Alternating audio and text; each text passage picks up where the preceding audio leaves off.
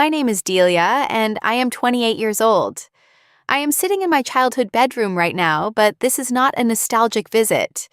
The door is locked from the outside. My parents are screaming through the wood demanding my bank password so they can hand my life savings to loan sharks. I used to believe that family meant safety. Tonight, I learned how wrong I was. Before I tell you what happened next, let me know where you are watching from in the comments below. Hit that like button and subscribe because this story about the longest night of my life is just getting started. I grew up in a small 2-story house on the outskirts of Pittsburgh, Pennsylvania. The kind of neighborhood where everyone knew each other's names, and the smell of backyard barbecues drifted through summer evenings. My father, Raymond, was 58 years old, a man who had spent most of his adult life covered in engine grease and the satisfaction of honest work. He owned a small auto repair shop about 15 minutes from our house, a business he had built from nothing after dropping out of technical school at 19. My mother, Gloria, was 55. She had soft hands that always smelled like fabric softener because she worked part-time at a laundromat 3 blocks from our home. She started that job when I was 7 years old, just to help cover the mortgage payments on our house, the one they purchased in 1998 when I was just a baby.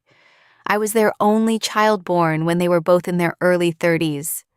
By the time I came along, they had already accepted that parenthood might not be in the cards for them.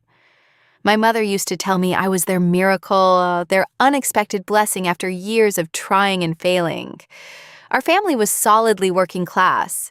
We never went hungry, but there were no fancy vacations or brand name clothes either. My parents worked constantly, and I learned early that love was not always expressed through words. It came through actions.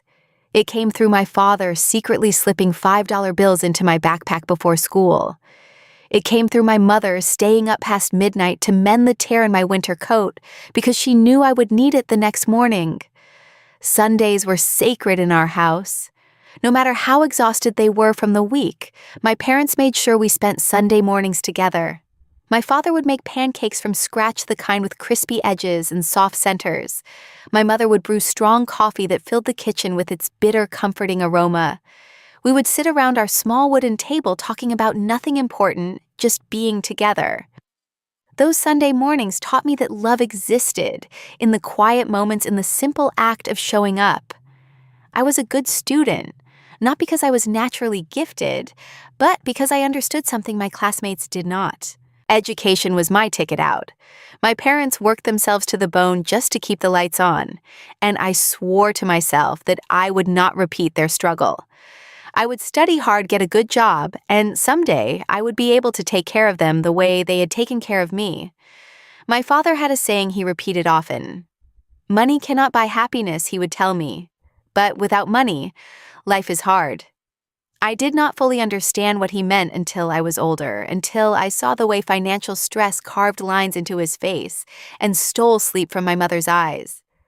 When I was 12, my mother started teaching me how to manage money. She gave me a small notebook and had me write down every penny I spent.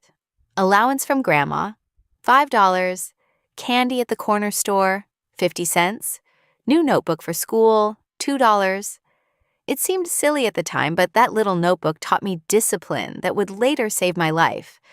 Everything changed when I turned 16. My father's auto repair shop, the business he had poured his heart into for over 2 decades, started losing customers. A large chain auto service center opened just 2 miles away, offering lower prices and faster turnaround times. One by one, my father's loyal customers drifted away, lured by convenience and corporate advertising budgets that my father could never match. At first, I noticed small changes. My father started coming home later, not because there was more work, but because he could not face the empty garage. He would sit in his truck in the driveway for long minutes before coming inside. Then he started drinking. Not heavily at first, just a beer or 2 with dinner, then a 6-pack, then something stronger. My mother tried to shield me from their arguments, but our walls were thin. Late at night when they thought I was asleep, I could hear them fighting about bills, about money, about the shop. My father's voice would rise in frustration while my mother tried to calm him down. Sometimes she cried. Sometimes he did too, though he would never admit it. When I asked my mother if everything was okay, she would force a smile and say, Your father is just stressed? Everything will work out, sweetheart. I wanted to believe her. At 16, I needed to believe her. But something had cracked in the foundation of our family, a hairline fracture that would only grow wider with time. I threw myself into my studies with renewed determination. If my family's financial security was crumbling, I would build my own. I graduated high school with honors and earned a partial scholarship to the local community college. It was not the prestigious university some of my classmates attended, but it was what I could afford without drowning in debt. For 2 years, I balanced classes with multiple part-time jobs. Mornings I worked at a coffee shop near campus, waking up at 4:30 to open the store. Afternoons I attended lectures and completed assignments in the library. Evenings and weekends I stocked shelves at a grocery store until my feet ached and my back screamed for rest. I majored in accounting because numbers made sense to me, and because I knew accountants always found work. I graduated with high marks and landed a position at a small accounting firm in Pittsburgh. The starting salary was modest, around $42,000 a year, but to me, it felt like a fortune. I rented a tiny studio apartment 20 minutes from my parents' house, just 400 square feet of space that I could call my own. From my very first paycheck, I followed a strict rule. 30% went directly into savings. No exceptions, no excuses. I packed my lunches, bought clothes from thrift stores, and said no to expensive nights out with coworkers. While others my age were upgrading their apartments and taking trips to tropical destinations, I was quietly building a financial fortress. After 5 years of relentless hard work, I earned a promotion to senior accountant. My salary increased to $58,000, and my savings account had grown to $47,000. Every time I checked my bank balance, I felt a surge of pride. That money represented 6 years of sacrifice, of choosing long-term security over short-term pleasure. My goal was clear. By the time I turned 30, I wanted to buy my own home. Not a rental, not a shared space, but something that belonged entirely to me. A place where no landlord could raise my rent or decide not to renew my lease. A foundation of true security. Throughout this time, I remained close to my parents. I drove to their house every Sunday, continuing the tradition of family breakfast, even though my father had long since stopped making pancakes. His auto repair shop had closed 3 years earlier, and he now worked as a mechanic at the very chain store that had driven him out of business. The irony was cruel, but bills still needed to be paid. My mother had transitioned to full-time work at the laundromat, her soft hands now rough and cracked from constant exposure to chemicals and hot steam. Watching them age under the weight of financial pressure broke my heart, so I did what I could to help. Every month I sent them $300. It was not much, but it covered their utility bills and took some weight off their shoulders. Then, about 6 months before everything fell apart, my father started asking for more. The first request came on a random Tuesday evening. He called me, his voice casual, asking if I could lend him $500. He said his car needed repairs and he was short on cash until payday. I transferred the money immediately without question. He was my father. Of course I would help. A month later, he called again. This time, he needed $1,000. Your mother had some medical tests done, he explained. Insurance did not cover everything. Again, I sent the money without hesitation. My mother's health was more important than any savings goal. The third request came 2 months after that, $2,000. When I asked what it was for, my father hesitated before mumbling something about urgent expenses. His vagueness troubled me, but I pushed aside my concerns. They were my parents. They would not lie to me. By the time 6 months had passed, I had given them nearly $5,000 on top of my regular monthly contributions. I did not regret helping them, but something felt wrong. Something I could not quite name. During this period, I had started dating Marcus, a 30-year-old software engineer I met through mutual friends. He was kind, thoughtful, and respected my independence. He knew about my financial support for my parents and encouraged me, but he also gently suggested that I pay attention to patterns. Good people can make bad choices, he told me one evening. Loving someone does not mean ignoring warning signs. I appreciated his concern, but I did not want to believe that my parents were anything other than victims of circumstance. I did not want to believe that the foundation of trust I had built with them could have cracks I refused to see. The truth arrived on a Friday evening in the form of a phone call from my Aunt Patrice, my mother's younger sister. She lived about an hour outside of Pittsburgh and usually only called on holidays, so seeing her name on my phone screen immediately made my stomach clench. After a few minutes of small talk, Aunt Patrice's voice dropped to a concerned whisper.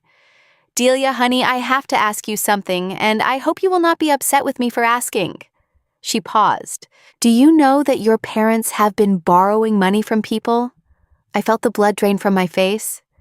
"What do you mean?" Aunt Patrice explained that my parents had borrowed $3,000 from her about 4 months earlier. They promised to repay it within 6 weeks, but she had not seen a single dollar. She had heard through family gossip that they had also borrowed from other relatives, including my father's brother Frank, and even my grandmother on my mother's side. After hanging up with Aunt Patrice, I sat in my apartment in stunned silence. Then I started making calls. Uncle Frank confirmed that he had lent my parents $2,500 3 months ago. No repayment yet. My grandmother, her voice frail and worried, admitted that my mother had asked for $1,500 from her retirement fund. My mother cried when she asked. My grandmother said, I could not say no. In total, my parents had borrowed at least $7,000 from family members, none of which had been repaid. Combined with the $5,000 I had already given them, they were in a $12,000 hole, and I had no idea why. The next morning, I drove to my parents' house determined to get answers. I found them in the kitchen, my father reading the newspaper while my mother washed dishes. The normalcy of the scene made my anger flare brighter. I sat them down at the kitchen table and told them what I had learned. My mother avoided my eyes, her fingers twisting a dishcloth nervously. My father's jaw tightened defensively. We just had some expenses, my mother said quietly. Nothing to worry about. I pressed harder. What kind of expenses require $12,000 in 6 months? My father slammed his hand on the table. That is adult business, Delia. You do not need to stick your nose into everything. I stared at him, refusing to back down. I have given you $5,000 of my own money. I have every right to know where it went. The kitchen fell silent. My mother's lower lip trembled. Finally, she broke. Your father, she whispered, voice cracking. He has been gambling. The words hit me like a physical blow. My father, the man who had lectured me about financial responsibility my entire life, the man who said gambling was a fool's game, had been betting away money we did not have. My mother explained everything through tears. After losing his shop, my father fell into a deep depression. He started playing cards with some men he met at a bar just for fun at first. Small bets, nothing serious.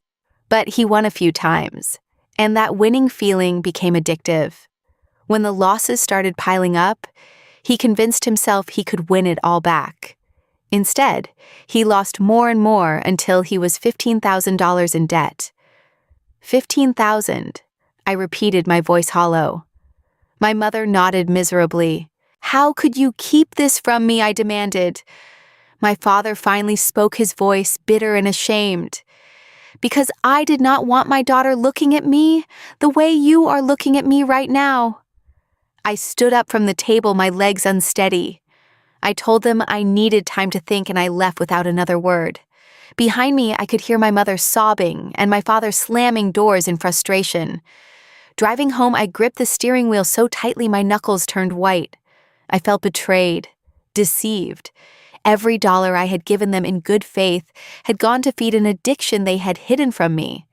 The trust I had in my parents' trust, built over 28 years, had been shattered in the span of one conversation. Despite my anger, I could not abandon my parents. Blood ran deeper than betrayal. At least that is what I told myself. After a week of sleepless nights, I made a decision. I would give them an additional $5,000, but with strict conditions. My father had to enroll in a professional gambling addiction program. No exceptions, no excuses. My parents agreed. My father attended 2 sessions with a counselor who specialized in gambling disorders. Then he stopped going. When I asked why, he dismissed my concerns with a wave of his hand. I do not need some stranger analyzing my brain. I can handle this myself. He could not handle it. He had already proven that. But no amount of pleading from me or my mother could change his mind. 3 weeks later, my mother called me in hysterics. Men had come to the house. Not police, not debt collectors from a legitimate company. These were enforcers for an underground lending operation, the kind of people my father had borrowed from when family members stopped answering his calls. When I arrived at my parents' house that evening, the tension was palpable. My mother's hands shook as she poured me a cup of tea I did not want. My father sat in his recliner, staring at the television with unfocused eyes. Tell me everything, I demanded. The truth was worse than I imagined. My father had not just borrowed from family and friends. When those sources dried up, he had turned to loan sharks who operated out of a pool hall downtown. The kind of people who charged 50% interest and did not take no for an answer. The total debt had ballooned to $25,000, including the crushing interest that accumulated weekly. I felt physically ill. How is that possible? I demanded. That is more than triple what you owed 6 months ago. My father finally met my eyes. His expression was hollow, defeated. When I could not pay them, they kept adding interest. When I tried to gamble my way out, I lost more. There was more. In desperation, my father had given these loan sharks informal documents related to the house. Not official mortgage documents, but enough paperwork to create leverage. The loan sharks were threatening to find legal loopholes to force a sale or worse, to make the house unlivable through vandalism and intimidation, until my parents abandoned it.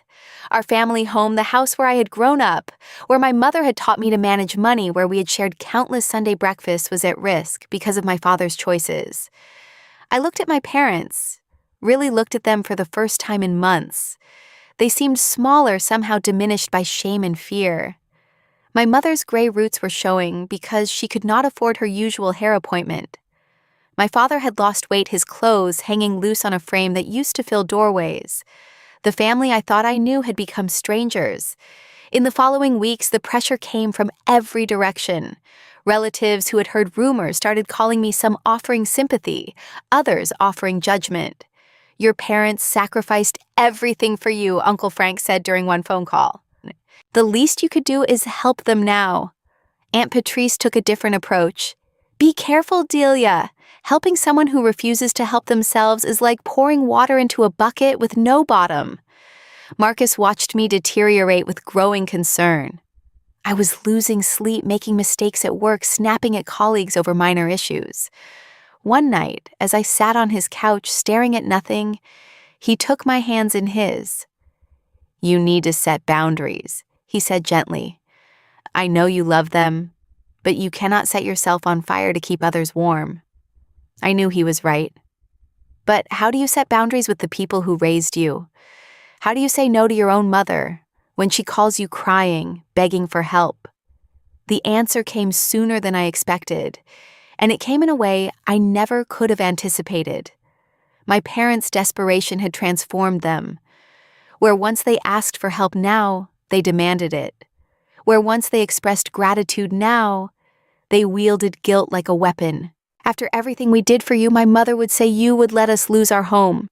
My father took a more aggressive approach. We raised you, fed you, put a roof over your head for 18 years. You owe us, owe them, as if love was a transaction, a debt to be collected with interest. I kept telling them that I could not give them $47,000. That money was my future, my security, my escape from the financial instability that had plagued their lives. I offered to help them find legitimate resources, debt counselors, lawyers, who specialized in predatory lending, even bankruptcy attorneys. They refused every suggestion. They did not want solutions. They wanted my money. The Saturday that changed everything started with a phone call from my mother. Her voice was warm, almost cheerful, a stark contrast to the tense conversations we had been having for months. Delia, honey, She said, "Why do not you come over for dinner tonight? I am making your favorite, the chicken casserole with the breadcrumb topping you loved as a kid." I hesitated. Things between us had been so strained. But something in her voice, a softness I had not heard in weeks, made me want to believe that maybe, just maybe, we could find our way back to each other. "Okay, Mom," I said. "I will be there around 6. When I arrived, the house smelled like comfort food and nostalgia. My mother greeted me at the door with a hug that lasted a few seconds longer than usual. My father sat in the living room watching a football game on television. He nodded at me without smiling, but there was no hostility in his eyes. Dinner was pleasant, almost normal. We talked about the weather, about a neighbor's new dog, about a television show my mother had been watching. We did not talk about money, about debt, about the loan sharks circling our family like vultures. For 1 hour, I let myself pretend that everything was fine. After we finished eating, my father turned off the television. The sudden silence felt heavy, expectant. "Delia." My father said, his voice controlled but strained. "We need to talk seriously about the situation." I set down my fork. "Dad, we have been over this. I have given you everything I can spare and more. I cannot give you my entire savings." My mother reached across the table and placed her hand on mine. Her touch was gentle, but her eyes were not. "Sweetheart," she said, "we are not asking for everything. We just need access to your account. Just temporarily. Just until we get the loan sharks off our backs." A chill ran down my spine. Access to my account. My father leaned forward. "Give us your bank password. We will only take what we need to settle the debt. You will barely notice it is gone." I stared at them in disbelief. They were asking me to hand over control of my financial life, to trust them with the savings I had built over 6 years of sacrifice. "No," I said, my voice firm. "Absolutely not." The warmth drained from my mother's face. "Delia, please. You do not understand how dangerous these people are." I started to stand up. This conversation is over. I am going home. But when I moved toward the door, my mother was already there, blocking my path. Her soft, familiar features had hardened into something I did not recognize. "You are not leaving," she said.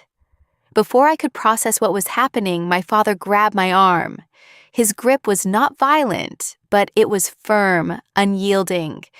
He guided me toward the staircase while I demanded to know what they were doing. "We need that password, Delia," my father said, his voice cold. "One way or another, we are going to get it." They marched me upstairs to my old bedroom, the room where I had dreamed childhood dreams, and studied for exams, and planned my escape from poverty.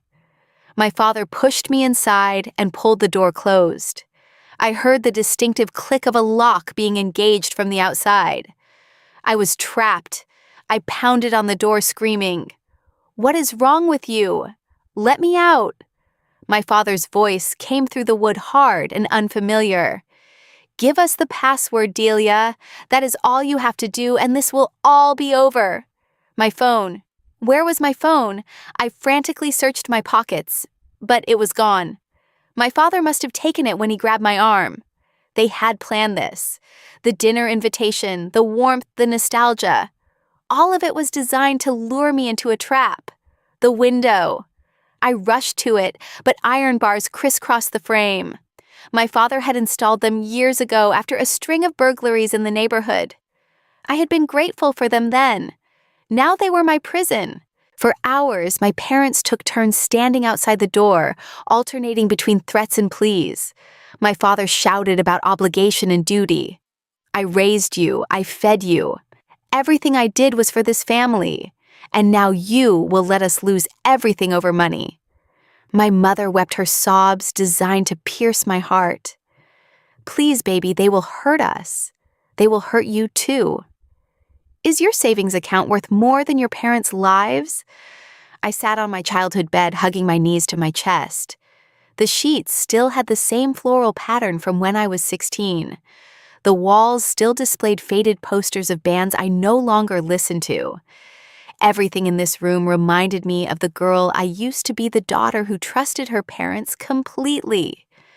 That girl was dying tonight, 4 hours into my imprisonment, I felt something break inside me. Not my resolve, something else. The naive belief that family love was unconditional, that blood bonds were unbreakable. That belief shattered like glass, leaving sharp edges that cut deep. I nearly gave in. When my mother's sobs reached a crescendo, when my father's voice cracked with desperation, I almost opened my mouth to surrender. What was money compared to family? What was security compared to peace? But then I remembered. I remembered waking up at 4:30 in the morning to open the coffee shop. I remembered studying until my eyes burned while my roommates went to parties. I remembered eating ramen for weeks so I could make my savings goal. I remembered every sacrifice, every choice, every moment of discipline that had built my $47,000 safety net. That money was not just currency. It was freedom. It was proof that I had broken the cycle of financial instability that had defined my family for generations. It represented my right to build a life on my own terms.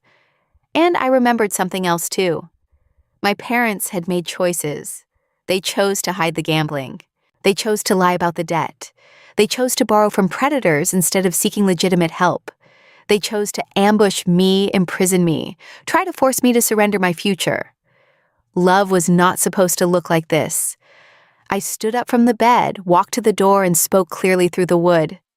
I said no, and I meant it. You can keep me locked in here all night. You can scream until you lose your voices. My answer will not change. Silence. Then my father began pounding on the door with renewed fury. My mother wailed, but I did not respond. I sat down on the floor, my back against the bed frame, and I waited. Outside my childhood window, the sky had turned from black to deep purple, the first hint of approaching dawn. I had been locked in this room for nearly 7 hours. My throat was dry, my body exhausted, but my mind remained sharp. I had not slept. I had not cried. I had simply waited, preparing myself for whatever came next. Then I heard it, a sound that did not belong to this night of horrors. Knocking. Not on my door, but on the front door of the house. Loud, insistent knocking followed by a voice that made my heart surge with relief. Marcus. I pressed my ear against my bedroom door, straining to hear. Muffled voices floated up from downstairs. My father's tone was dismissive, lying. Marcus's voice was calm but firm, growing more insistent. I did something I had been too shocked to do all night. I screamed. Marcus, I am up here. They locked me in. The sounds below escalated immediately. Footsteps thundering up the stairs. My father shouting, my mother crying. And then Marcus was on the other side of my door, his voice cutting through the chaos. Delia, are you okay? They locked me in. I called back. They wanted my bank password. A pause, then Marcus speaking directly to my parents, his tone cold and controlled. You have 5 seconds to open this door or I am calling 911 and reporting a kidnapping. You cannot do that, my father sputtered.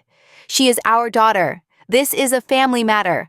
Unlawful imprisonment is a crime regardless of family relationship, Marcus responded. 5, 4, 3. I heard my mother's panicked voice, then the fumbling of keys. The lock clicked and the door swung open. Marcus stood in the hallway, phone in hand, finger hovering over the emergency call button. Behind him, my parents looked small and frightened, the confidence of the predators they had become draining away as they faced real consequences.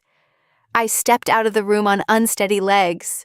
Marcus immediately moved to my side, one arm around my waist to support me. Are you hurt? He asked. I shook my head, not physically. I turned to face my parents. My mother was crying, makeup-smeared hands trembling. My father's face had gone pale, the aggressive certainty of the night replaced by dawning horror at what they had done. For a long moment, I just looked at them. 28 years of memories flashed through my mind. Pancake Sundays, my father slipping money into my backpack, my mother sewing my torn coat. All of it real, all of it true, and none of it enough to justify what had happened tonight. What you did, I said, my voice steady despite the earthquake inside me, I will never forget. I will never forget being locked in my childhood room by the people who were supposed to protect me. I will never forget being screamed at for hours because I refused to hand over my life savings. "Delia, please," my mother sobbed. We were desperate. We were not thinking clearly. I held up my hand to stop her. Desperation does not excuse this. Nothing excuses this. My father finally spoke, his voice barely above a whisper. "What are you going to do?" I took a deep breath. "I am leaving. And I am not giving you another dollar. Not for the loan sharks, not for bills, not for anything. The $300 a month stops now. You cannot," my mother gasped. "My mother, we will lose the house. Then you will have to find another way," I replied. "I will help you find legitimate resources. Lawyers, debt counselors, maybe even the police to report the loan sharks. But I will not be your ATM anymore." I turned to leave, but something made me stop at the top of the stairs. I looked back at my father. "I loved you," I said. "Both of you. I still do somewhere deep down. But love does not mean letting you destroy me. And what you did tonight was an attempt to destroy me." My father opened his mouth, closed it, then did something I had never seen him do. He crumbled. Tears streamed down his weathered face, and his shoulders shook with silent sobs. "I am sorry," he choked out. "God, Delia, I am so sorry. I did this. I ruined everything. I did not go to him. I did not offer comfort. That was not my role anymore." "Yes," I said quietly. "You did. Now you have to fix it." Marcus and I walked out of that house into the gray light of early morning. I did not look back. In the car, I finally cried. Not gentle tears, but great heaving sobs that shook my entire body. Marcus drove in silence, one hand on the steering wheel, the other holding mine. I cried for the family I thought I had. I cried for the parents I thought I knew. I cried for the little girl who believed that love was unconditional, who believed that trust was sacred, who believed that blood meant safety. That girl was gone now. In her place was someone older, someone wounded, someone wiser, someone who had learned that saying no was sometimes the bravest thing you could do. The first week after that night was the hardest. I took 3 days off work, unable to face the world with my wounds so fresh. I stayed at Marcus's apartment, barely eating, sleeping in fitful bursts, interrupted by nightmares of locked doors and screaming voices. I blocked my parents' phone numbers. Not permanently, I told myself just temporarily. I needed space to breathe, to think, to heal. Marcus was a rock. He did not push me to talk when I needed silence.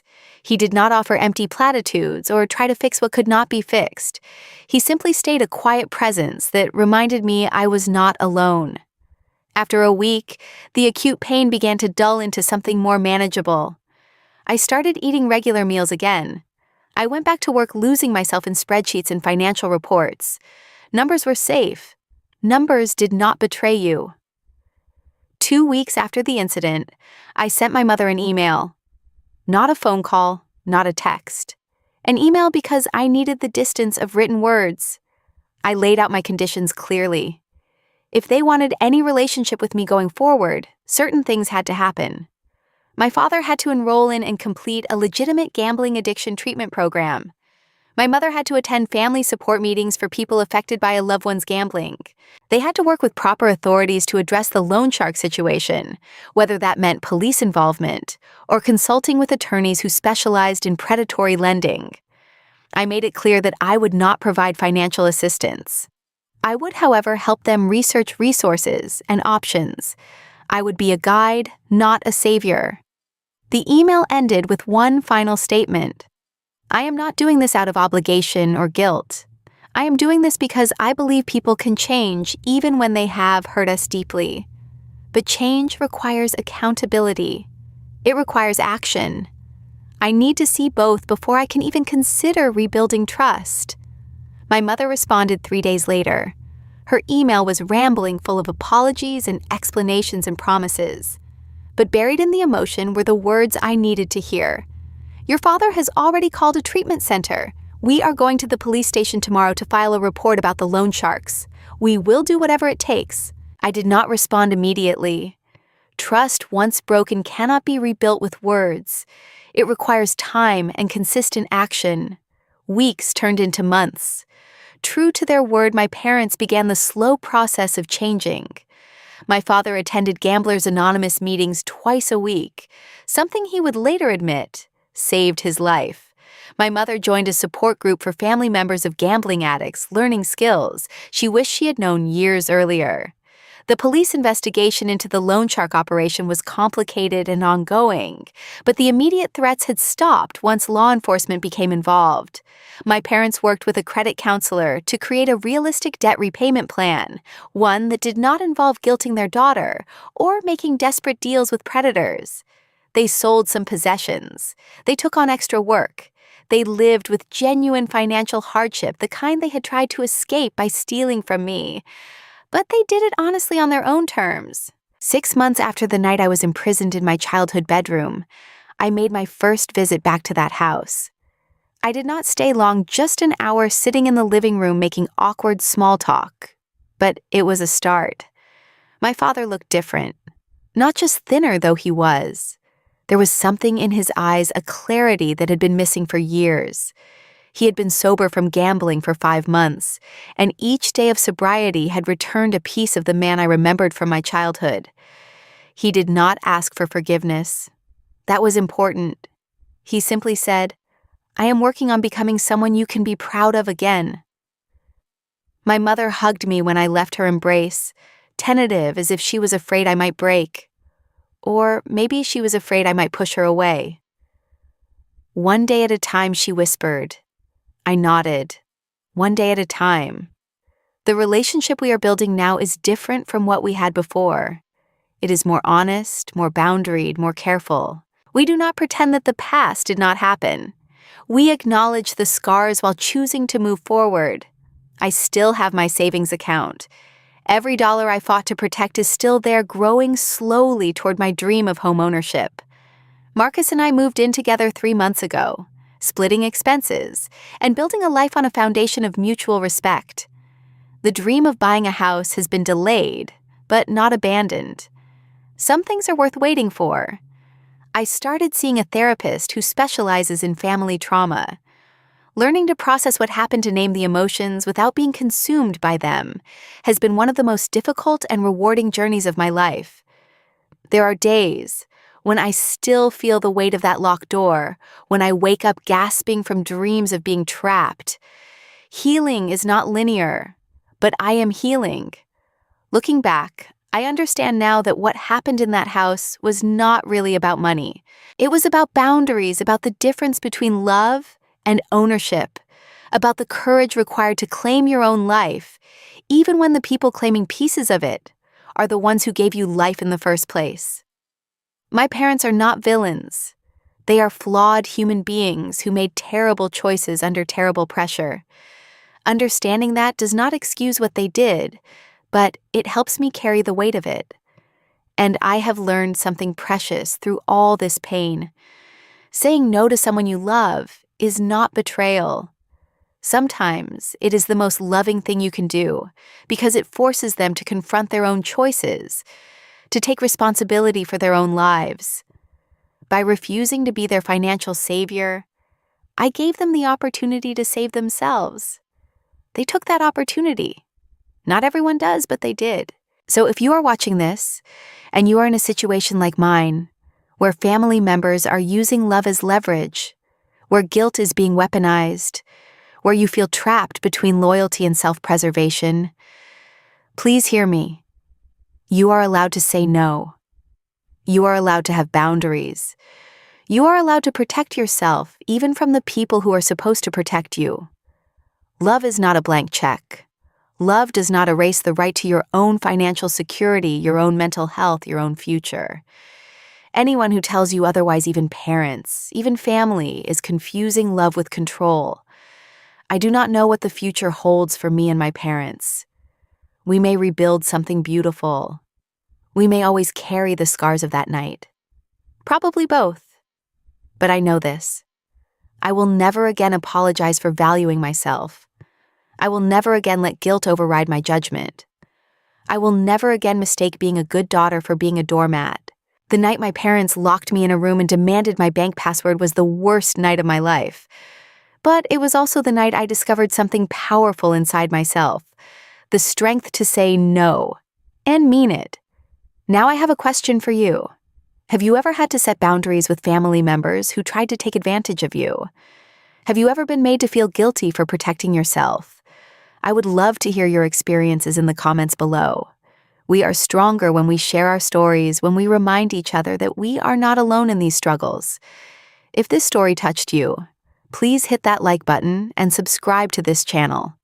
Share this video with someone who might need to hear that it is okay to say no even to family.